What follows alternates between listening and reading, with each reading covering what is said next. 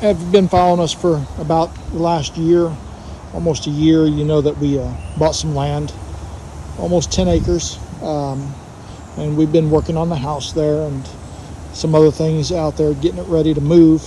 And the day is pretty much finally come for us to move. Our house in North Texas will be on the market next week, and we're moving permanently out to our new property.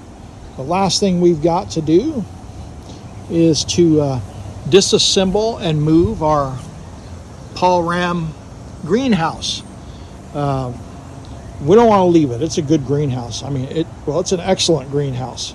So we want to just show you that yes, you can disassemble these and move them and relocate them to another location.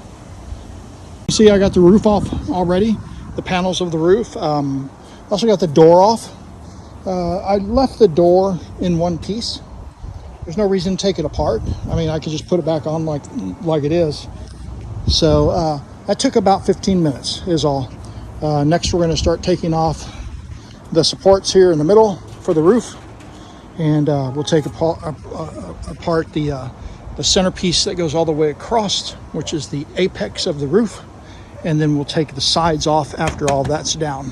See, I got one of the sidewalls and the door off. I'm going to leave them as one whole piece because I can put these in the back of my truck and take them out just like that. But that pretty much got half the greenhouse down. We did something a little bit different. We had put electrical in ours, so I have to take the electrical out now before I can continue removing the rest of the walls. Okay, so I got all the walls off, the end caps off, door, all that stuff. Did the sides two different ways. This end here I took off as one whole piece, and I'm going to try to transport it like that and put it back together. I showed you a little while ago that I had taken one of the side walls off as one piece, but in hindsight, with the wind blowing and everything, the other side I had to take off in pieces. So I went ahead and just disassembled that first wall.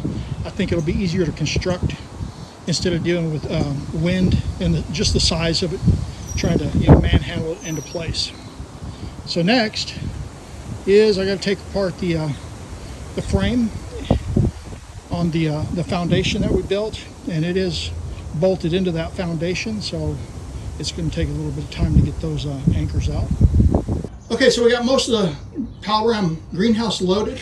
The only thing I have left are the side panels and the roof. They're flat, so once we fill up the trailer with other stuff, I'll go ahead and put that on top, just a better place for it so that we don't get punctures or shattered panels.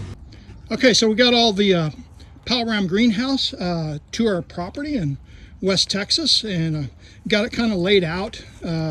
We got half of our paver stones for the base, the floor.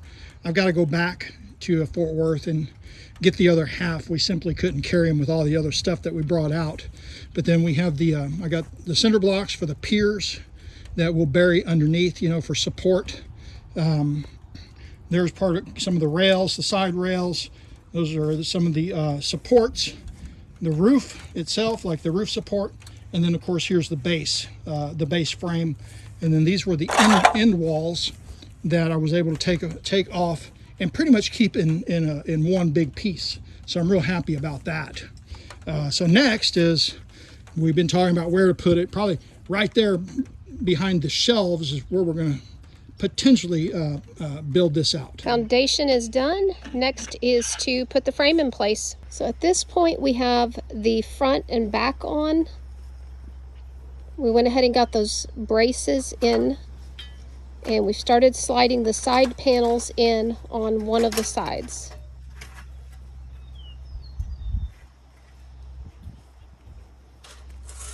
Final step was putting the door back on. So at this point we've got the same paving stones down at the bottom for a nice secure base. It's already been anchored to the pavers. We did switch up the window to the other side this time.